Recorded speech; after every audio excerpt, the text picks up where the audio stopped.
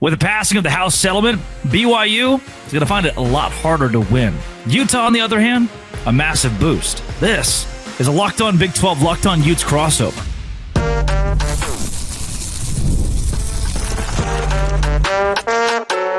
You are Locked On Big 12, your daily podcast on the Big 12 Conference. Part of the Locked On Podcast Network, your team every day. Happy Wednesday, everybody. Welcome to a Locked On Big 12 Locked On Utes crossover. I'm Drake Toll from America's #1 Big 12 podcast, Locked On Big 12. It's JT Wisterso of Locked On Utes. Thanks for making our shows your first listen every single day, where we start all across the Big 12. Schools like BYU and Texas Tech that have massive NIL funds and these collectives are going to find it very hard to adjust to the House settlement. Utah, on the other hand, who is good at NIL, but not elite, not the best, will say, hey, it's a good thing we weren't elite or the best, because NIL is being completely reformatted. There is an obvious disadvantage for some Big 12 schools. I don't think Utah is one of them. We'll start there. Then we'll go. Pac-12 commissioner said that the Pac-12 is right on par with the Big 12 and the ACC. Yes, that was a real quote from the real commissioner, and really, really silly. We'll start there, and then we'll also get to the Pac-12 not being a thing by 2030, because we're going through another wave of realignment then, and anybody who's anybody in that league will be poached. If you hit subscribe, we both get to keep our jobs. JT, the statement that you and I talked about off air is Utah can benefit while BYU hurts after this settlement. And to me, it's true, mostly because this House settlement that has been passed says, in essence, however you've been doing NIL, namely with these collectives, you kind of can't anymore. Yeah, there's a ton of fixes and just changes that go into this. Overall, I do think it's for the betterment of the sport. Now, obviously, I'm coming at from the Utah perspective, so BYU fans will moan and groan at that and be like, oh, this has been great for us. But really, if you just look at what the College Sports Commission is trying to do, which is one of the biggest things in this, is all comes from the House settlement. They're establishing this thing. They're trying to get this sport under control overall. I'm not even talking about BYU as much right now, just in general. College athletics is absolutely wild. The tampering and everything that's been going on has been out of control, and it needs to be fixed. A lot of what's going on right now has not been good for the sport, and this seems like a step in the right direction from the NCAA to try and get it under control. So where you mention things that won't be as good for a BYU has a large NIL war chest, it's, hey, this College Sports Commission that comes in now, you have to make sure the NIL deals you're doing, like, they have to fit and they have to flow. I mean, there's a part of this that hasn't been finalized yet, but literally this third party, the College Sports Commission, or the Deloitte run NIL clearinghouse is called, basically, they have to approve all your NIL deals over $600. Yep. So if there's something unethical about it, they're going to come right at you. So that's where you just have to make sure, hey, if you have a lot of NIL, and this is where you mentioned Texas Tech. I mean, we know what the things, they just have a lot of NIL. I'm not saying they've been up to anything, but there's some things there. Hey, you better make sure you're doing everything correctly. There's things on here that says, hey, you're going to be fined, and there will be penalties. Like, you could have coaches suspended, reduction in scholarship revenue, sharing to reductions in allowed transfers. So literally, like, your rev sharing money could be taken away if you don't abide by this, for things like tampering, for things like bad NIL deals, you're not fulfilling promises. There's a lot that could come from this. Overall, I think it's good for the sport. But yeah, if you're BYU and you haven't been doing everything right, and I'm not saying they haven't, I'm just saying, hey, there's been accusations level and things of that nature. This College Sports Commission's come in to make sure everyone's doing the right way. And it does benefit a team like Utah, who's clearly their NIL is not what BYU's is. So yes, this does favor Utah in my opinion, but overall, I do think it's just what's right for the sport. So I'll defend BYU by saying, again, we don't have any public, outlandish, crazy, dark NIL deals that they've partaken in. And I am of the mind you'd be naive not to think that BYU or Utah or Oklahoma State or Baylor have not participated in some things that aren't exactly completely NCAA legal when it comes to the transfer portal, or that word tampering, or yes, right, or even how NIL factors into that. I understand where you're coming from, but I want to hone in on this. Goes past BYU and Utah. It goes past the Big 12 when you consider exactly what you just said. And that is, Deloitte's reviewing this. A third party, a firm, is going to review your NIL deal. And it has been outlined that no longer can there be a booster-motivated, school-run, booster-funded collective that can give money to student athletes, because the school itself is going to give money to student athletes. From here on out, if the owner of the Utah Jazz or the Tyson family or anybody has their name directly tied to an NIL deal that isn't coming from a business that can be verified, Deloitte, by what I'm reading, is going to block it. Yeah, I'm reading the same thing. And that's where I'm very interested to see how this gets navigated and managed. Does it just all of a sudden become now, hey, like, level playing field? Does this mean that like BYU is kicking Utah's butt in the recruiting trail right now in terms of the best talent in the state of Utah, like 2026? A lot of the top guys are choosing BYU. They're not choosing Utah. Does that mean a couple of years from now? And I'm not saying NIL is the only thing that goes into that, but we do know for a fact that BYU is in another NIL stratosphere compared to Utah. For example, they literally have, number one, they have some of Utah's players we've seen for football as well, too. And we're not trying to dive into that whole thing, but more so AJ Dembotsa coming there. When you can land a player of that level, that puts yourself in a whole another stratosphere, basically. So, yeah, I think what the goal of this is to level the playing field. And I think parity is what's good for college sports, too, overall. So I do think that this is for the betterment of the sport, too. And, hey, if BYU continues to have success and keeps doing what they've been and keeps up having like a strong athletic program as they just did this last year, too, then that's going to be a credit to them. But now it does get harder because there is more of that level playing field for a BYU, for Texas Tech, like you've talked about on your show a lot this week, Drake, that, hey, this is where now it very well could be more level playing field. I'm curious to see how the NIL still, the collective still get involved in this, but it's also just something very interesting. Like the path we were on before we even had this commission come in, like, are we just year after year? I think it was Charles Barkley said, I'm not giving Auburn like this much money year in and year out just so it's, spend it all on this one guy, then he'll leave, and then let's spend it all again on another guy. So I just feel like we weren't on a good collision course, and this feels like we're at least getting on that right path, because overall things like tampering and some of the conversations and some things that have been going on, once again, I'm not talking about BYU, I'm just talking about things that are going on across the college sports landscape. It's gotten out of control, and this is really good to get it under control, in my opinion. It's a step, and hopefully a step in the right direction. It's a step toward more accountability at the very least, and I'm hopeful that it is actually followed. That remains to be seen, how closely this is actually policed. Coming up, the Pac-12 commissioner says that they're on par with the Big 12 and the ACC, right? Come on, this is a Locked On Big 12, Locked On Utes crossover.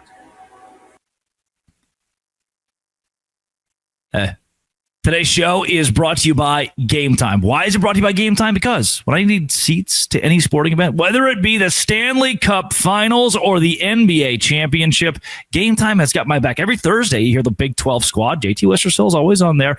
Brought to you by Game Time. There's nothing better. And during the NBA playoffs, you can go see the intensity and the buzzer beaters, because the Pacers are very good at that, with killer last-minute deals. 60% off with these different zone deals you can get. I love that I can see the exact view of my seat before I can buy as well with the Game Time guarantee. You know you're getting the best deal. If you find a better price, they'll credit you 110% of the difference. Take the guesswork out of buying tickets with Game Time. Download the Game Time app. Create an account. Use code LOCKEDONCollege for $20 off your first purchase. Terms apply. Again, create an account. Redeem code LOCKEDONCollege for $20 off. Download the Game Time app today. Last minute tickets, lowest prices, and that, my friends, is guaranteed. That's JT Westersill of Locked On Utes. This is one of the quotes of all time. The Pac-12 commissioner, per John Wilner, said that she believes the Big 12, the ACC, and the Pac-12 align. She believes that and a lot of this came from college football playoff talks, how the Pac-12 should be considered in the same vein as the Big 12 and the ACC. Stunning to me that a league that barely exists, if it even does exist, Teresa Gould would say, is right along with Utah, BYU, Oklahoma State, or Clemson, Florida State, and Miami. What level of idiocy do you have to subscribe to think that this could be real? It's like you said, it's not. I'll say, just defending her. If you're the commissioner of the conference, you're just trying to fight for your teams. I get it, but only so far. Did we not just learn with George Kliavkov that if you say too many things that are too stupid, your public perception can damn you?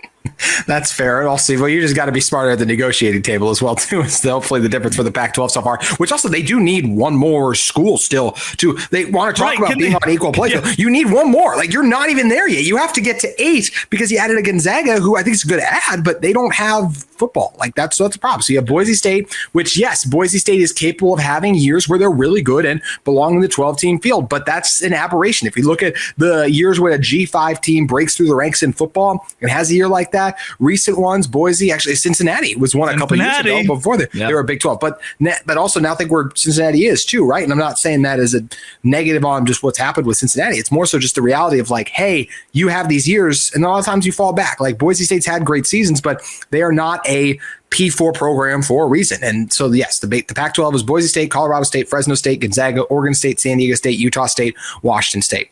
I'm sorry, especially like for Washington State and Oregon State.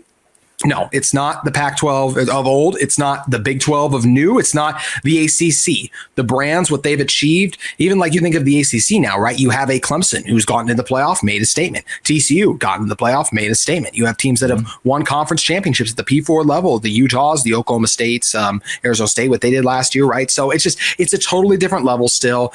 I'm curious with rev sharing for like those for the Pac-12 schools. I'm curious, can they get that 20 million threshold? And that's a year in and year out. It's one thing to do it 1 year, but can you do it year in and year out? So yeah, they don't deserve, I'm sorry guys, they do not deserve that's one of the 4 spots in there. If they can have a great season, make it in, like Boise State should always be able to get in with the season they had last year. Like they earned that opportunity, but to act like it's on par with the Big 12, just with the gap, there's P4, G5. Like it's as simple as that. The gap still exists. So no, they do not deserve a spot. Again, I'll pose this. You mentioned covering for her a little bit or understanding you're a PR agent. As a commissioner, that it's your job to beef up your conference. But to me, it ends at a certain degree. And the more publicly silly, that's the word I'm going to use, the more publicly silly that you look, the worse your negotiation power gets, the less leverage you have, the more you sound like you're blowing hot air up everybody's skirt. When I hear the Pac-12 commissioner say something of this nature, it only makes me look at that conference as weaker. It only makes me look at them and think, wow, they are overcompensating for a league that barely exists right now. And I don't think this is a sign of health for a Pac-12 that honestly, many college football fans, myself, would like to see ultimately survive. I would like to see it survive too. Now, really quick, just on your comment, like as you were talking, it's different circumstances, but I couldn't help think of Greg Sankey. Like just all the ridiculous things that he comes out and says every week. Now he has Georgia, he has a Texas, he has these brands. He can say the dumbest crap and take pamphlets at everyone and try to prop up his conference in ridiculous fashions. We'll talk about that more on the squat shop, sir. But anyways, getting back to the Pac-12, and yeah, you're right. That's where I do get what you're saying. In some ways, it loses credibility, just in terms of it's one of those comments. For me personally, I just roll my eyes at it because, like I said, I know they're just trying to defend and prop up their conference like that. But I agree. I don't think it should have been said. I think it's just because it's not true. I mean, we just look at this right away and you say, hey, like, I mean, Utah State has had some success recently, but they're not a Big 12 team. Like, we're not a P4 team. What are we talking about here? The only one, as I mentioned, if we look at these right now, yeah. Because even Washington State and Oregon State, like I know Washington State was ranked last year, but then look what happened to their roster. All the best guys taken off it and went somewhere else too. Oregon State fell off the map pretty fast, right? So Oregon State, Washington State, and you could argue a Boise State as someone where it's like, hey, some years that they can have this level of success, but the rest of them, I'm sorry. And even the ones I mentioned, like a Fresno State, or just you're not going to be able to produce that success consistently. You're not among the best there. And yeah, it's going to be a long road for the Pac-12. I do think what makes this very interesting, Drake, is we mentioned they need one more spot, right? So if you add a Sac State, you've been very high on Sac State, talking about them potentially even being in the Big 12. I want to see them prove it first yet, but I guess that would be their path to success is you have a school like Sac State that is able to annually meet that 20 million threshold, and then they can get you a roster capable of competing with the best. But that's a large jump. We're just talking about the jump from G5 to P4. Sac State's making the jump from FCS, trying to get up to not even G5 yet, but then it would be P4. So it's a long climb, and it's going to take this conference a long time until they can get back up there. And we'll talk about more in the last segment. We'll see if they even have the legs to get to that point. Yep. Let's tie this one up with a bow that is more interesting, that could actually be a contentious point for folks who are listening. The old Pac-12 of 2023 versus the current Big 12. Who's better? And better is a loose word there. I'm just going to kind of let you make up in your own mind what better means here. Yeah, the Pac-12 was tougher before than the Big 12 is currently now. I don't think that's a hot take. I'm sure people take that as that. I already made some BYU fans with my comments earlier probably, so I guess I just got to make the whole conference mad now with this. But I really don't think it's a hot take because I look at it like this. Oregon, USC, Washington, UCLA. And I am a guy who fights for any given Saturday. So I'm not just laying down at the feet of those brands and being like, oh my gosh, they're the greatest thing ever. But it is just a fact when you look at it. Hey, how many times if we had a 12-team playoff would Oregon have gotten in? They would have gotten in a ton. USC, just even a couple years ago, when Utah beat them for that second Pac-12 championship game, USC wins that game. I know it feels like forever ago, but like Lincoln Riley's first year, they win that game, they're in. Their only loss was to Utah. If they avenge that loss and they're a conference champion, they're in right there too. Washington, of course, made the national championship too. And then, yeah, you don't talk about UCLA because they're not on par like that. But when you add those old brands in, like when you add, especially the Oregon, the Washington as of late, right? Those have been some of the strongest brands we've seen recently in college football. Like that to me puts it ahead of what the Big 12 is now that is lacking those brands. It doesn't mean that, hey, if it's not like, I don't think if Oregon was in the Big 12, although I should say right now, like maybe under the new circumstances, if we get the house clearing and everything, and then we could even the playing field, maybe be more even in the NIL era. It's hard to compete with them. But when you have those big brands in, now this is a different conversation if you add in Oklahoma and Texas, because what did Oklahoma do? This is just keeping it real. Oklahoma dominating the Big 12. They made a ton of playoff appearances. You could right then probably argue, and I probably would slightly lean towards the Big 12 being the best when they had Texas and Oklahoma. But when the conversation is Pac-12 back then with their strong brands versus Big 12 as it is now, I would have to lean with the Pac-12. Yeah, I don't know. What's the host of Locked On Big 12 going to say? I'm going to leave it in the hands of the viewers. I'm going to leave it in the hands of the comment section and see where they take your funny words, Magic Man. Yeah, I don't. It is a funky thing that it can't be simulated. I can only imagine though that someone out there is pulling up a record saying, "Oh, the Big 12 was 5-1 against the Pac-12 in 2020," and making the case for me. So coming up, it doesn't even matter because the Pac-12 won't exist by 2030. This is a Locked On Big 12, Locked On Utes crossover.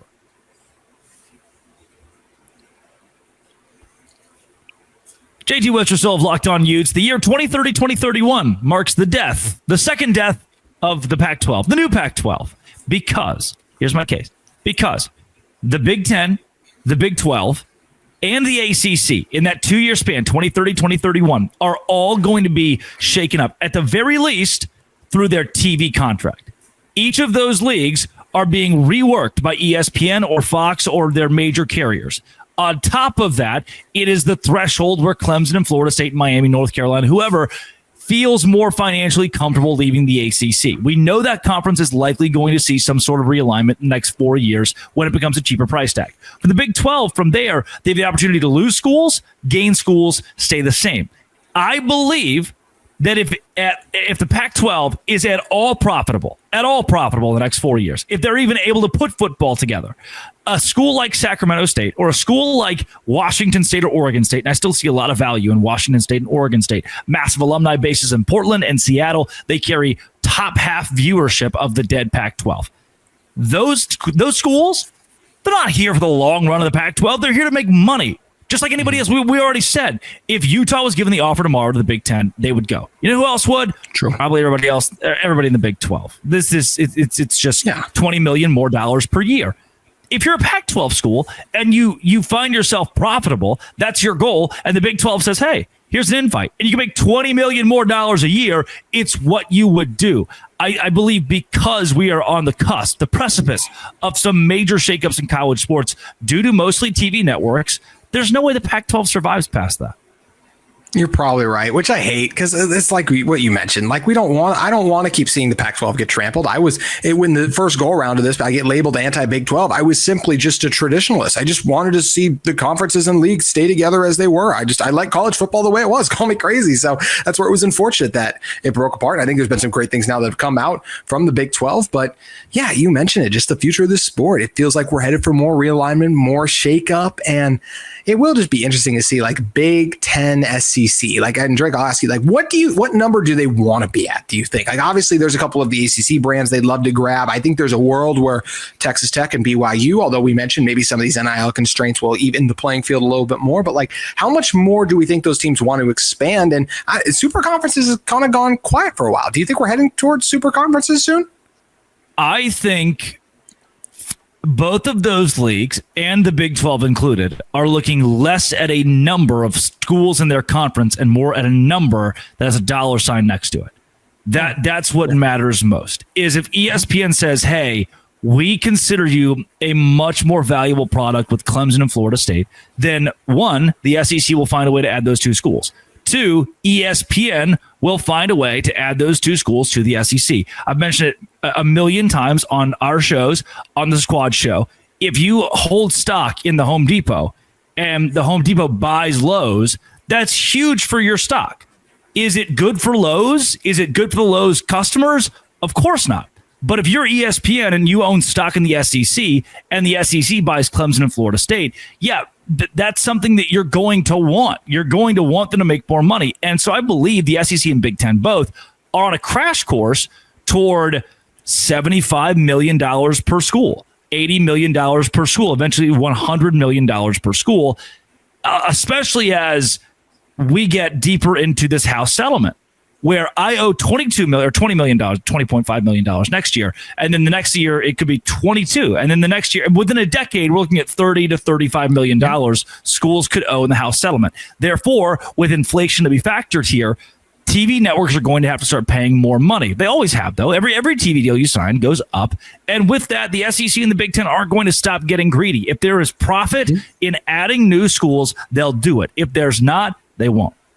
I totally agree with that too. And I'm thinking even like right now, like look at ESPN is opting out of their MLB deal, right? Because they're like, hey, that's a lot of money. We can put that towards our next college football deal, or just it's not as worth our investment versus the college football ratings. And I think some of this stuff has gotten out of hand, as we talked about in the first segment. But at the end of the day, people aren't disappearing because Saturdays are still Saturdays, and that magic is still there and it still exists, especially when we have conferences like the Big 12 to me that are great for parity and great for the growth of the sport in total too. So yeah, it's going to be interesting to see how aggressive teams are in expansion and what's the trickle down effect, right? We've already seen that start to reach some of the group of five and even some of the ones beyond that. I mean, we're already talking about Sac State, like with the potential of them exiting the Big Sky at that point then, right? So it's a crazy and wild world right now in college athletics. I mean, it is nuts what's happening with conference realignment, and nothing is set and nothing is really to stay right now. Things can constantly be shifting, constantly changing. And I'm curious to see, I mean, Drake, for you, do you think by the time 2030 rolls around, do you think we'll lose Big 12 members? Do you think they'll be SEC and Big 10 bound?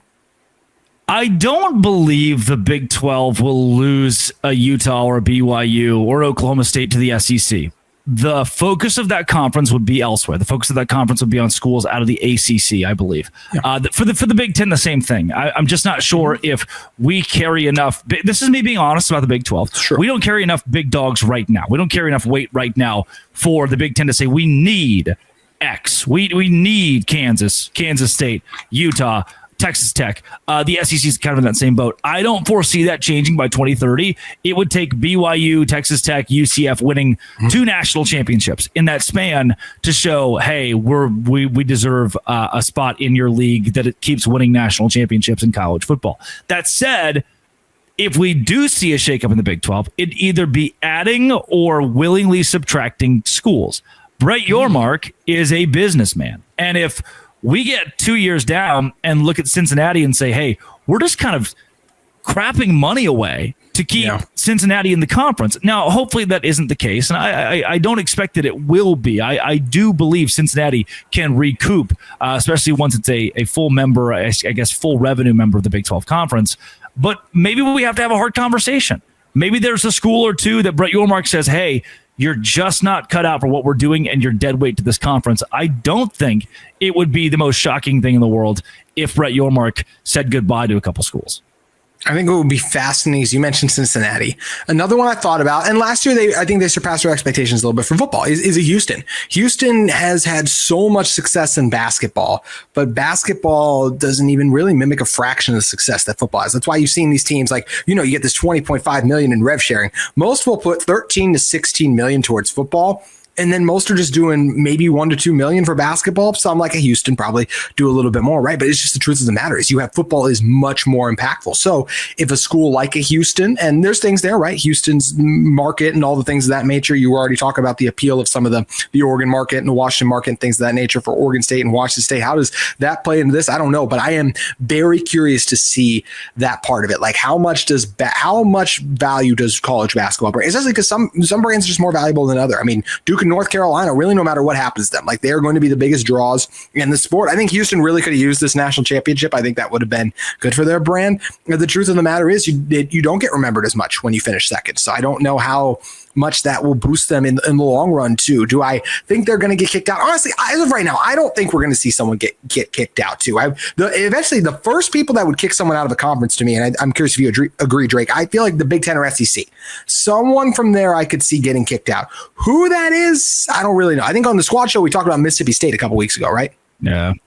Yeah, like that would be crazy. I'm really curious to see if we see conference commissioners do that. Because also then, like, if you're a commissioner, your conference kicks someone out, are you going to be as excited to jump on in? Certain brands, you're fine. Yeah, you'll be good. But like if the Big 12 kicks Cincinnati out, what's to stop them from doing the same to Oregon State and Washington State in the near future? Granted, they can make so much more money. Maybe they still jump at the opportunity. But that's an interesting wrinkle to think about, right? I think so. And all of this is doubly interesting when you consider, again, the TV money and the TV networks that are at play. They're in control. It's not what the Big 12 wants to do.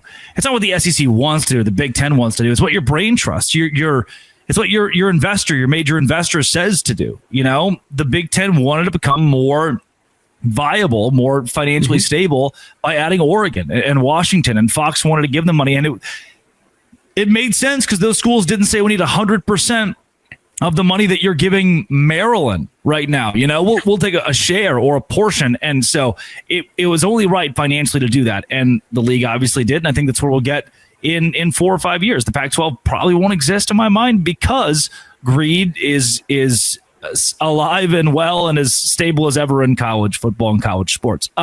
Coming up, what we're done. But we're not actually done. We're going to record the squad. Another segment. I was like, dang. We're going to record the Big 12 squad show, and you can watch that on Thursday night. It drops at 5 Eastern, I think. Yeah, 5. No, you're right. Yep. 5 Eastern on Thursday. JT Westerfield, myself will be on there alongside all kinds of other Big 12 the Big 12 family of hosts here with Locked On. This has been, it always will be, Locked On. Follow JT on Twitter. Find his podcast wherever you find your podcast, and YouTube, Locked On Utes. It's a crossover of Locked On Utes and Dose Grande.